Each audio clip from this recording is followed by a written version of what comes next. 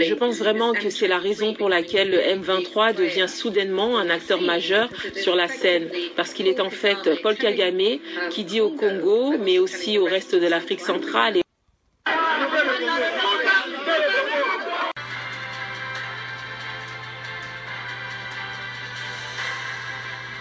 Bonsoir, bonsoir, bonjour.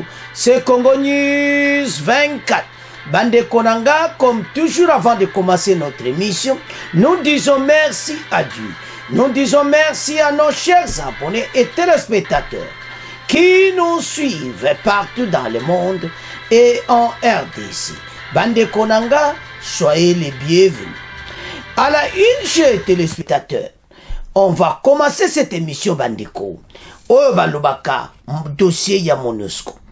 Le numéro 2 de l'ONU, la Croix en visite de négociation Bandeko en RDC. Et va rencontrer Fachi aussi. Donc, numéro 2 na bango aye. Parce que to sudo yebi ke bango basako kende.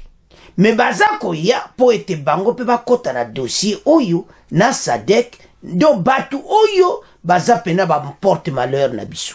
Alors bana mboka MONUSCO ako participer à une action mokoti. Tozana posa na bango te bakende. Boko yoka na émission oyo arrivé na yé la Croix et puis boko yoka masolo oyo pour ya bango pourquoi baza kokende.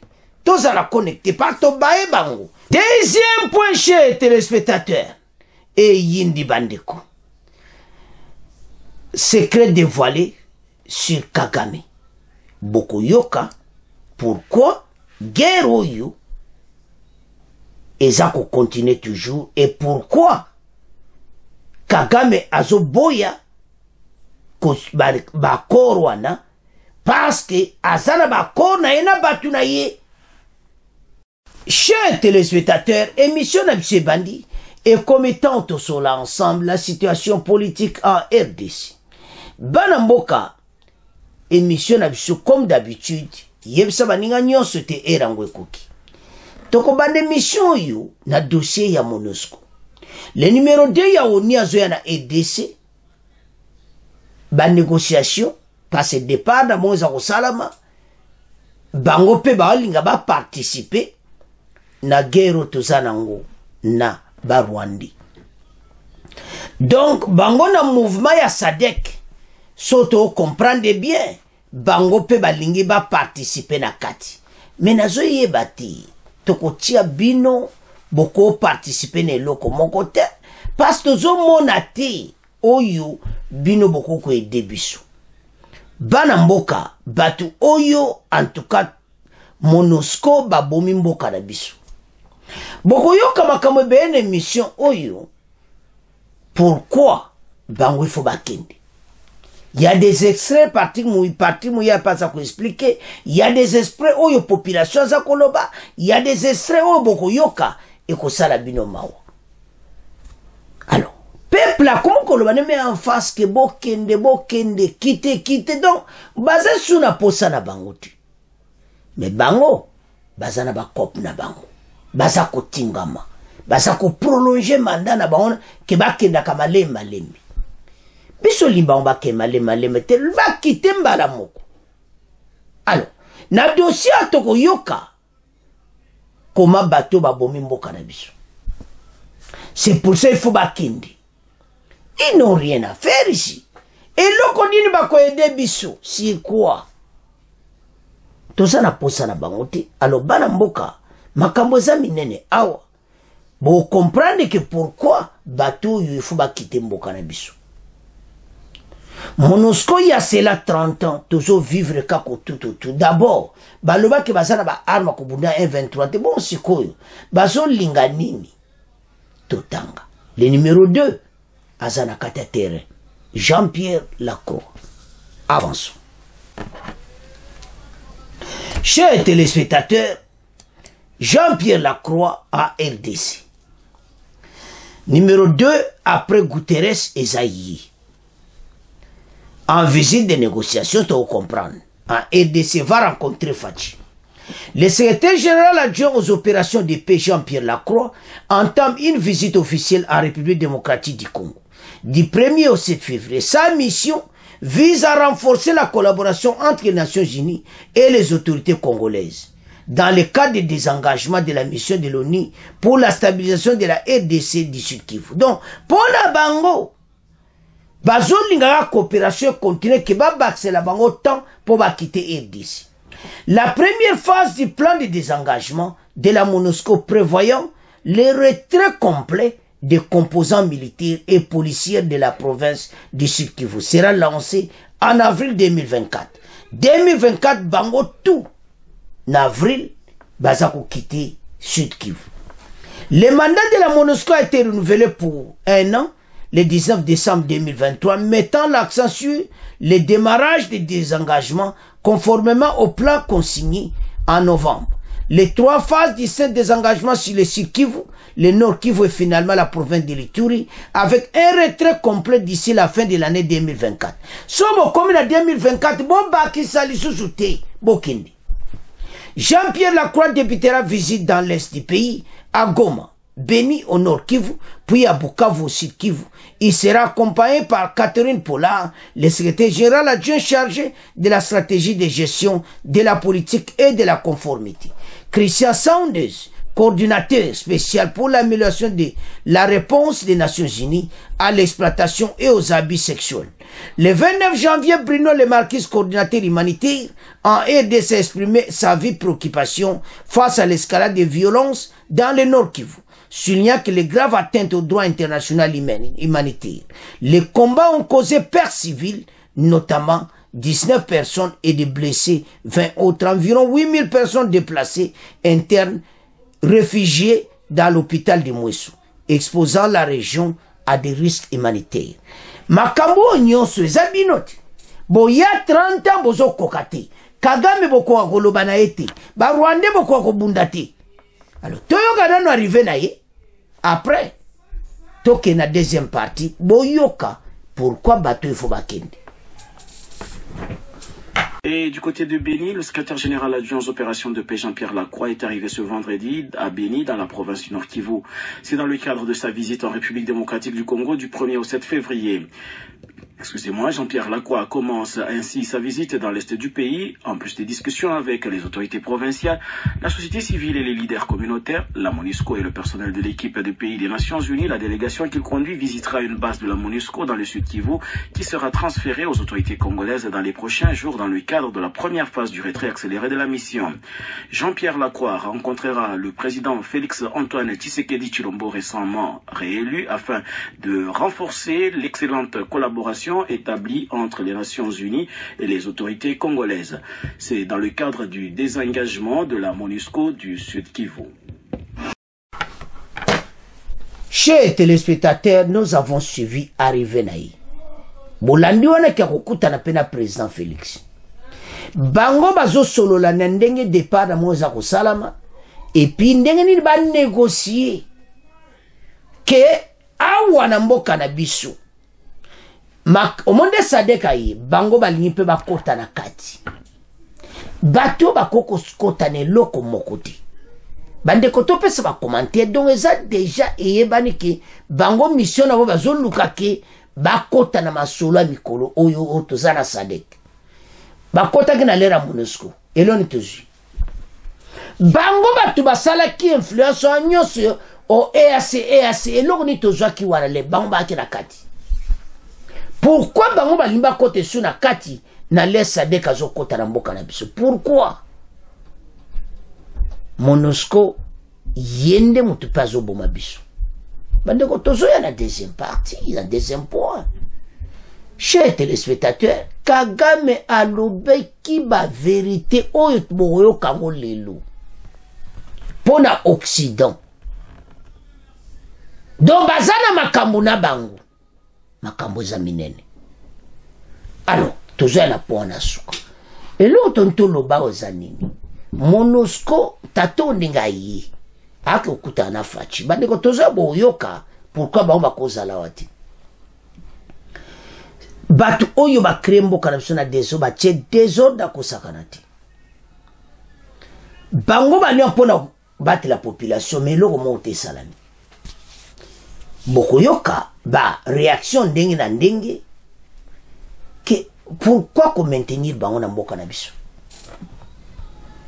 bazombo mamutu pembe na MONUSCO bazawana tous do bazawana bazana ba but na bango mususu MONUSCO il faut to benga na bango lisusu parce que tala babaksi bango inane bazo ya lisusu de kaka désengagement yango pourquoi fait ça la malembe boko ya suna décembre 2024 bolo ba lisusu voilà babaksi bango inane bande na Nord Kivu bazana kolera batu ya mabe boko mona nde bazolo ba moke kite don baba filwa kalo don makamusu to monati boko mona pourquoi batu il faut bakende on en a marre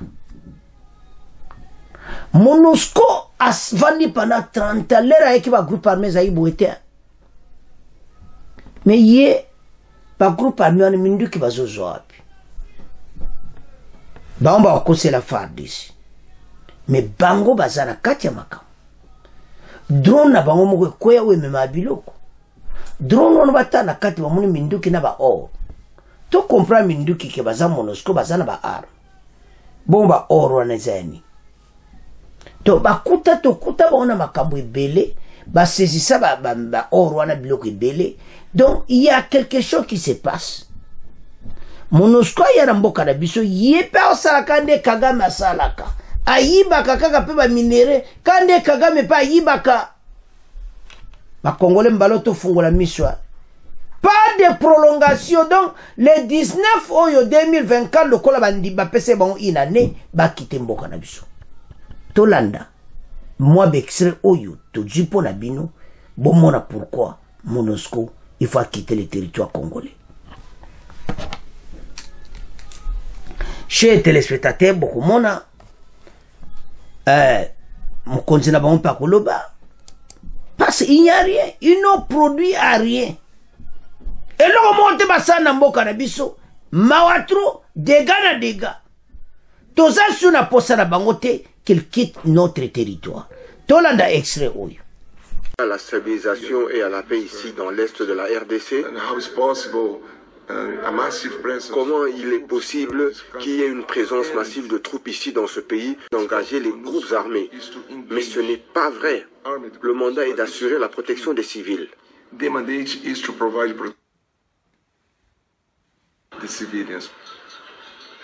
On a besoin d'une mission plus efficiente, plus proactive, qui puisse être en mesure de gérer les problèmes de sécurité qui sont bien connus.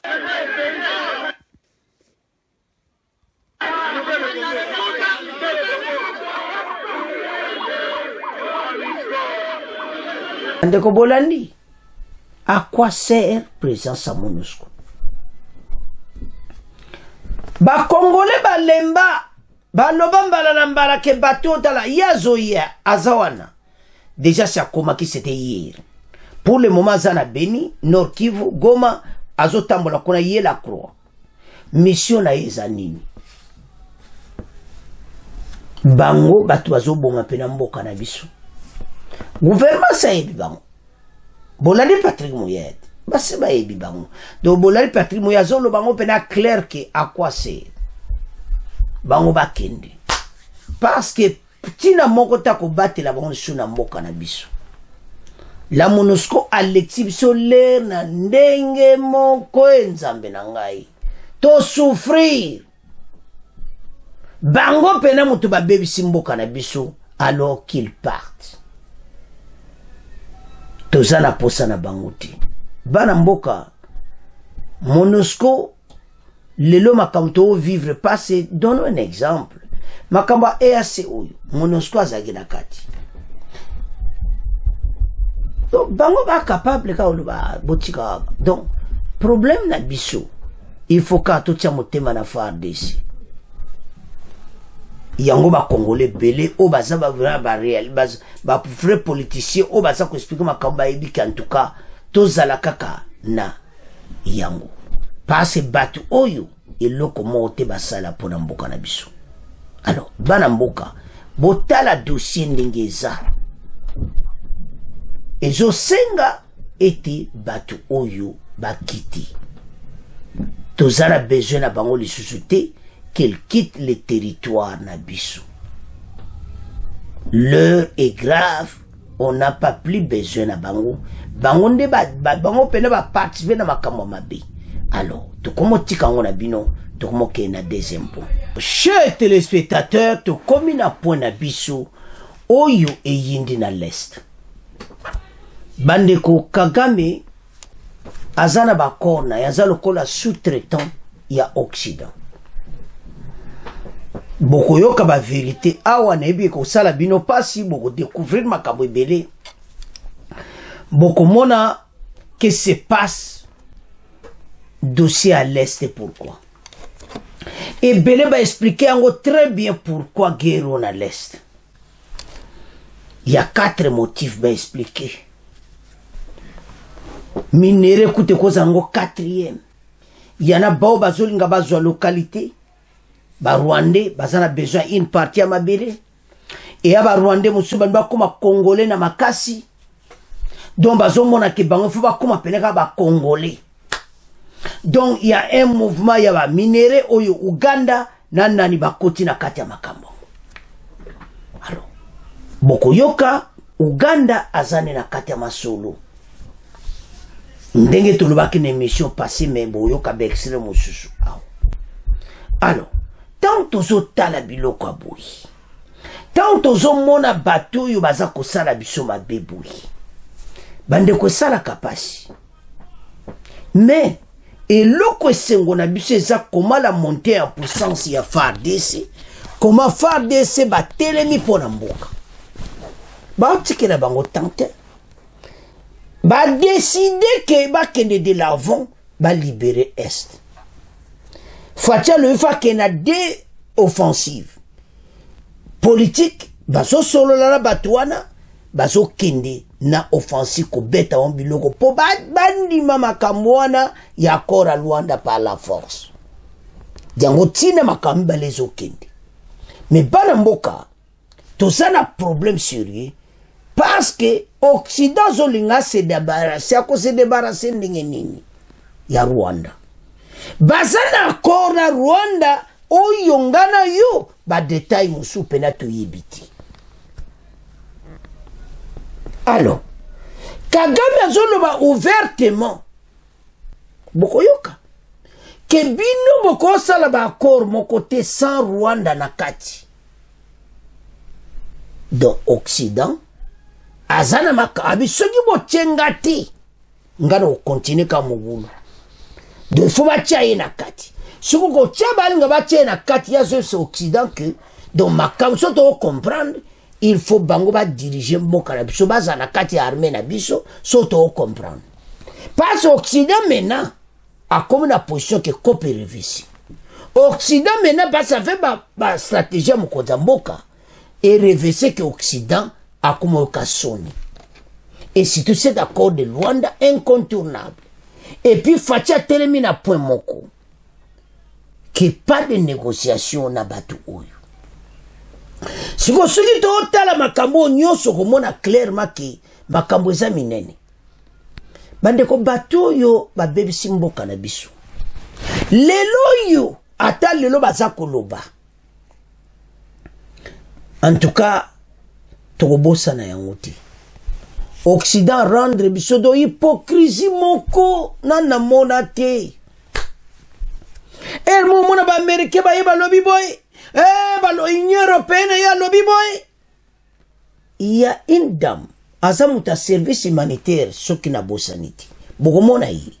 Cette dame a lobby que il faut ba sanction contre Rwanda. Moi je muta misi ba secret.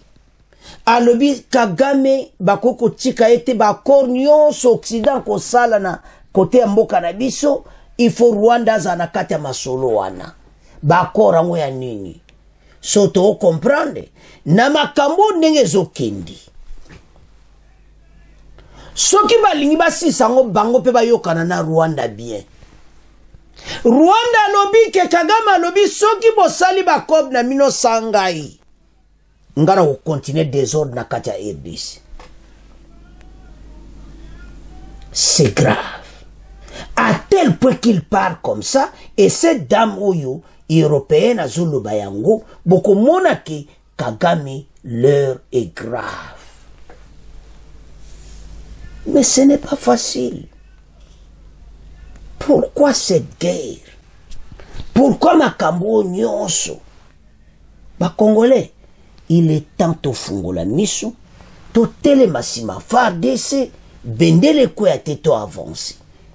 Comme il y a problème entre bango. Guerre ya intérêt.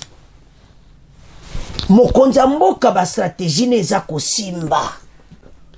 Européen Kagame e komi benda bika na makamu na bango, c'est-à-dire ba moni ke toke na suka. Kagame ebisi bango ke yefa zala na makamu nyonso bango bakosala d'une manière d'une autre. Attends le lobo pekisi bitumbe za soute. Soki na zomo na clarté na makambo wana. Ba mo ba ye makambo.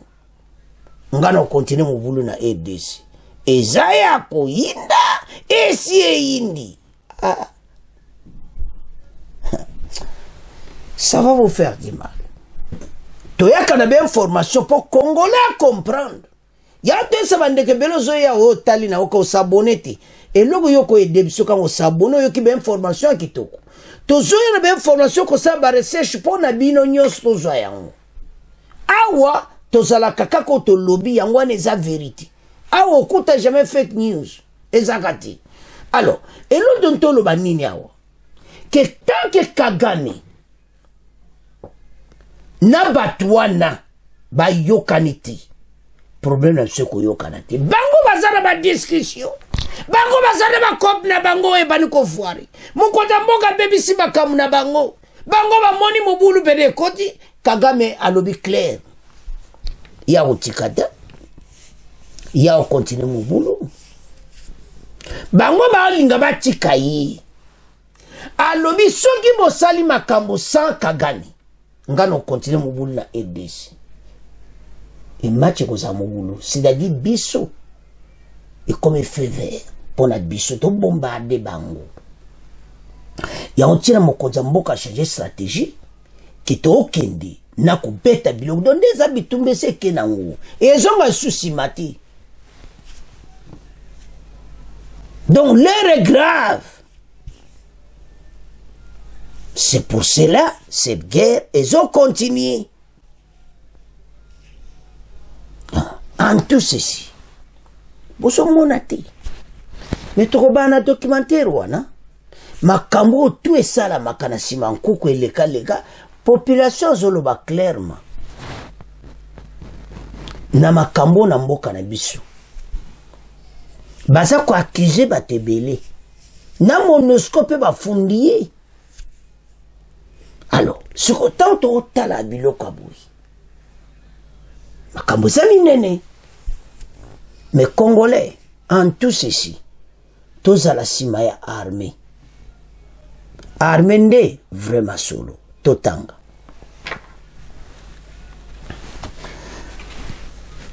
Awa, toko banda nanu toko divisa wande avant boyo kaba secret wana. Parce que oyo mwasi yo bozo mona na lobby et azamuti humanitaire si je comprends bien. Avant to yana yi, to bananu na combat. D'intenses combats ont signalé bandeko. Yako sakanate au nord Kivu. Donc, tamba alo ke bitumba pena, donc eza pena lokito. Parce que to sila nana bato oyo. Bato yo barande biso un mauvais service. To yamba ki bango. Bango ba yena EDC au sala ba kop na bango. Depuis ce vendredi 2 février, des combats ont été signalés sur plusieurs lignes de front dans les territoires de Rutshuru et de Masisi. D'après nos sources, notamment dans les territoires de Rutshuru, c'est depuis 5 heures du matin que la coalition Wazalendo FARDC s'affronte avec le RDF 123 dans le groupement de Tongo et Bambo. Dans la chefferie de Bouito, des détonations en armes lourdes et légères ont été entendues dans la région et les rebelles du M23 ne cessent de se défendre en hommes et munitions en provenance du Rwanda et de l'Ouganda. Bozolanda bandiko makambo eza ya kosakana nango te. Donc ba hommes et munitions zouta Rwanda na Ouganda selon les mêmes sources. Les affrontements ont repris vers 5 heures. Du côté Bambo Ouest, les rebelles du M23 viennent de prendre le contrôle du village Mouchababwe. C'est à la lisière entre le groupement Tongo, Bambo et Bukombo. Les affrontements se poursuivent vers l'ouest de cette agglomération, notamment Kanya, Nyembe et Mouti. Témoigne Isaac Ibira, fonctionnaire délégué adjoint du gouverneur dans la chefferie de Boutou. Il plaide pour que la coalition Wanzen-Faré déloge le M23 de toutes les localités occupées. Les rebelles progressent vers la rivière Rundi pour aller faire chuter Nyanza parce que nous avons des informations dignes, des fois selon lesquelles ils veulent mettre leur base au niveau de Nyanzale pour contrecarrer tous les renforts de FARDC qui viennent du Grand Nord. D'autres informations renseignent que le M23 veut progresser vers Kabirizi. Nous demandons au gouvernement à travers les FARDC de tout faire pour barrer la route à l'armée de ces gens.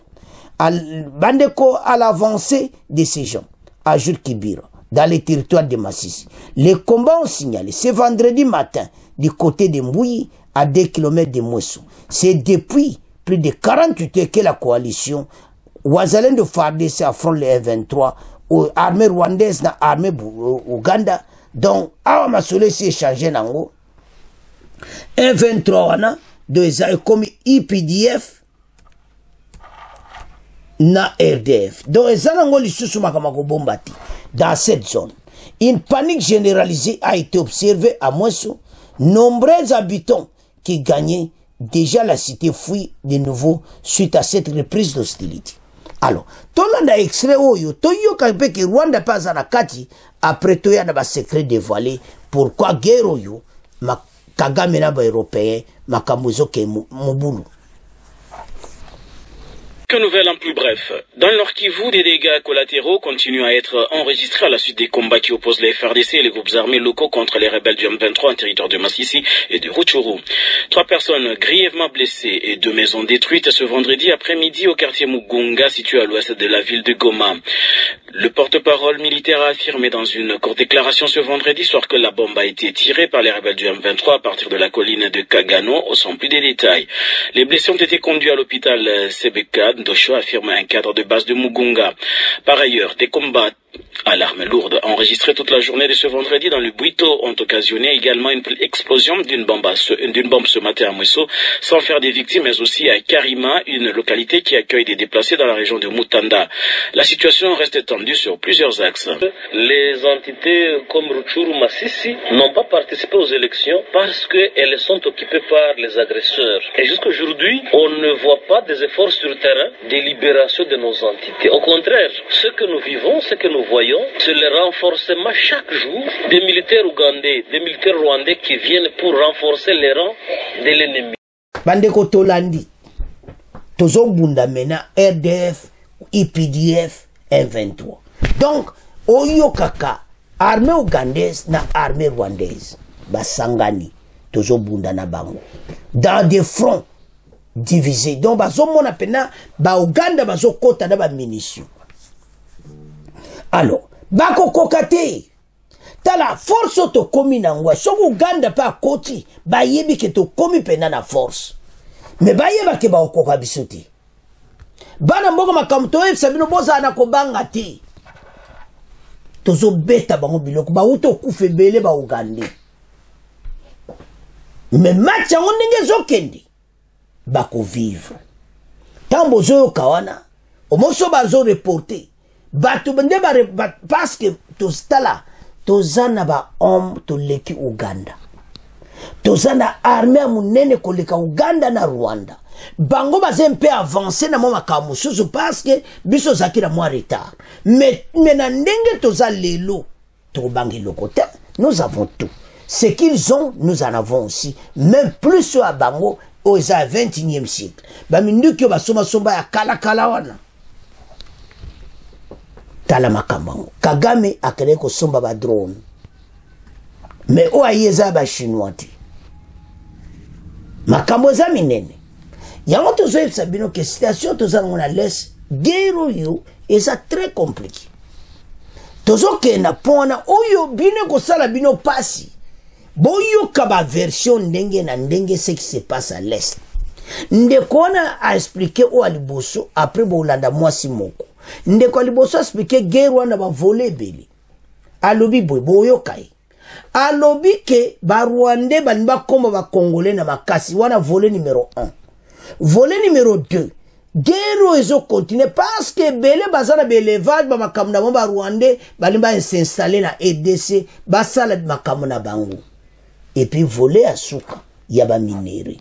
C'est pour ça que Uganda azana kati na yango bazako yokana répartition ya minerie et puis o eza grave eza ba déclaration à Kagame. Cette dame a dit ceci boko yoka que makambo nyonso Occident ko sala sans Kagame bango ba continue boudon il faut ba kote na kati nango négociation nyonso makambo nyonso mo bazana ngo ba cop toto comprendre ba cop la banko yiba mindele ba yiba e para biso so bombo tia Kagame à l'écart parce que Kagame mutaza moteur na bango donc d'une manière d'une autre so bo tchenga à l'écart mo boulou yo continue kimia jamais kozala est na yeba ki kimia kozala pourquoi nyonso ezobima ba komena suka mayele sili bango bazo yebeloko akosala te batu bakomi mbutu babaluke pai bazonge pai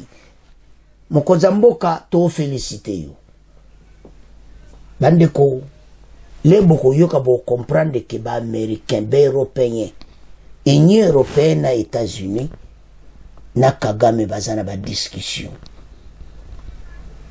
parce bango ba linga batika yi mais pas ko tika ndenge nini ya lobi ke soki botikinga sangai mobule o continue moi je na zamasimo alobi yango pena clair l'heure est grave banamboka mais to landa ba déclaration wana nyonso bon après tozonga na masu parce que makambo eza minene bandeko ozomona pena ke oui nde bozo mona wana cette dame à lobby nde komo li soupe à lobby clairement atangi ba makambo wana nyonso pourquoi cette guerre continue boko yoka pe Patrick Mouya pa kon makambo eze bele boko yoka ba YouTube extrait bele na kati o eza guerre mo ba eko imposer biso mais victoire eza biso mais na kati wana boko yoka ba M23 bazo tambola ba M23 ba lobi ke ba na posa ba négocier mais gouvernement na biso ba bona ba négociation ba boyiko alors l'heure est grave ne bandeli bon mone bande la vidéo comment ba M23 bazo loba que bazana besoin ba négocier mais Kinshasa boy ba na besoin kimia mais biso ba ko négocier na binoti vous allez partir boko limwa kalati la puissance des feux match eza mobulu alors toyoka bango bongo après to analyser nyonso wana ensemble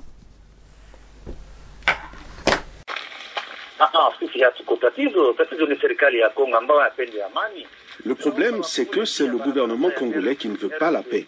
Nous leur avons demandé de nous ouvrir une voie, mais ils ont refusé.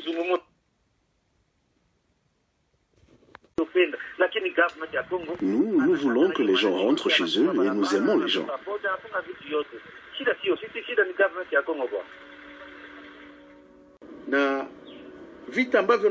Il y a 4 causes principales à la guerre. Premièrement, il y a ceux qui veulent avec force la nationalité congolaise.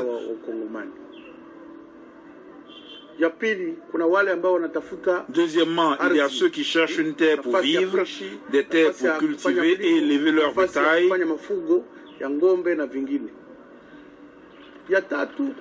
Troisièmement, il y a ceux qui recherchent le pouvoir, ils utilisent la force et tuent des gens pour obtenir cela. La guerre est devenue une étape pour accéder au pouvoir. Ils savent que s'ils mènent une guerre, ils obligent notamment l'État du Nord Kivu. Tout le monde veut mettre la main sur les minéraux et c'est la raison de ces guerres au Nord Kivu.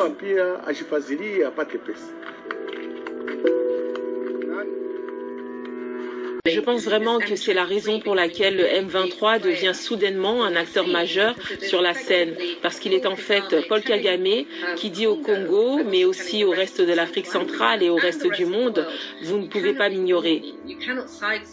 Je dois faire partie du tout accord que vous concluez, et si vous ne m'incluez pas, je causerai des problèmes. Bana mboka tolandi bo partager yango ya tolo ba chaque fois son nano s'abonner te s'abonner bo partager yango surtout na parti wana oya Kagame ke soki basali makambo nyonso sans ye mobule kozala kaka bo partager bandeko l'information to luka po congolais nyonso azala na lumière. Il y a trop d'informations, le côté est tellement tout. Bisoto vivre avec lumière, ma solo qui toque au peuple à comme avance. Bandeko mboka na biso tala tozana nyonso. Mais la façon dont nous sommes menacés, ils ont ça la passe. Mais il y a autant senga na congolais nyonso bola muka. Botelema bendele ko ya te FARDC. Ba congolais o nyonso bazo trahir mboka, boko suka mabe. Boko zala modina makamubo osala o bozo trahir la EDC bakonzi kona ba beta mutupo mboko etelema bino bozo yela batu ba aventure vous allez voir. Alors botala comment bitumbango ekomi pourquoi Uganda akoti akota kutu parce qu'ils ont fait la montée en puissance sont montés en puissance tengeza non kabon. Mais baye komona ke so ba beti lo côté na biso bango ba zisu ko le kawana ba bi ba sengi renfort. Mais renfort wani ko sukela bango mabe avec la complicité à bateau nyonso. Bango ba sukia baye ba ke fachi ba ko nommer fachi lisusuti. Bango baye ba ke guerre à l'est local le simbité ba ko voter fachiti. Ba sutu kakabo. Aïe 73% oh Occident atali entre bango États-Unis atali France batali bango nyonso be match za bobu les mobulu ko boko mono bo sala biso mena entre bango Kagame na bango so mutu muninga zolo baki soki bo sa makamusanga nga o continent muso meko changa pembeni donc d'une manière d'une autre qu'il y a des coopérations se passent. Donc, bango bako sala makamuna mboka na biso te sans Kagame. Voilà. Alors, ce que soto tala makamaboui. C'est ça le type à mutu makas passe à beta ba kople na bango. Mais si ko ba kople mo beta poto baton ba zoye c'est que non tika bo. Ya me boko tika ngate. Tanto banda ko bino bo tika nga komo po match mo bulu. Bande ko gere ko mana suka kalati. Soki makambo Congo bima, ça dit comme mon boulot. Et c'est tout. Et le peuple pas zoloba clairement. C'est trop. Alors, nous sommes ça la mais pas la bisoa. Parce que bah yebani partout. Qu'il faut y bonne négociation. Peuple a yebinete le mo bamususwana o bazoloba si Kagame o mona bato musudon o moneka zolo me azalele sumut. Bandeko président rwandais a bongisa pena ba kobne bien na EDC avant ces ans batu musuna EDC c'est au service de Kagame base belé l'élection bon mona ba mususu donc il y a des gens où yazane na kata mboka na biso maza émissaire à président rwandais il azozo pe mbona kapona ko passer président rwandais d'information et puis na armée na biso ezai belé oyo wana basi ba longola ki bango belé. Parce que remaniement zoko assainissement faut continuer na kati armée. Mais moto bakozwa. Ça n'a problème sur lui. Alors, situation maintenant, a tchatcha batne partout pour cop ne continue. le Rwanda akosilisa me basoda ne nyonso suko so aboma nyonso aboma bango kaka ba coltan na ba otoke nango membala oyo vers la fin de cette histoire. Donc pena oyo katotia to pemanan batuyo parce que fa de ça déterminé. C'est ça ce qui est bon. Mokozamboka sali to abongsi armée mais on a qu'à peu près 50 à 60%. Nato kompena 90% temele to koma. Un grand pays. Ba pays wanyo sotala bakosuka mabi. Alors, bana mboka. En tout cas, et comme tant mon so a raisonné pour mboka. Et comme tato benga na bateau na mboka na biso. Et comme tant peuple congolais a liberté ne totale. Mais pour ce faire, makamoto yokiawa. Ba konzi ba attaque yango makasi. Ba avancer, ba continuer ko bombarder bango. Ba détruire bango parce que négociation et kozalate. Bango balika les armes n'écoute qu'aux armes. Ils n'écoutent pas tout ça, c'est dialogue. Alors, mais ce qui le mindu que comme bête ba makasi ngezo continuer on ndeto yoki. Kagame a resserré bisi. Mais a comme un problème pas ça na menace. Bango so muta comme le bakebino so bosa makamsanga so sedi so bo chenga à l'écart. Kuna mobulu yo continue. Total. Mais ayebeta comme na suka et banamboka to bali ko comme na fait mission. To yebisa que soko s'abonner te s'abonner. Bon partager mission. Au revoir. À la prochaine.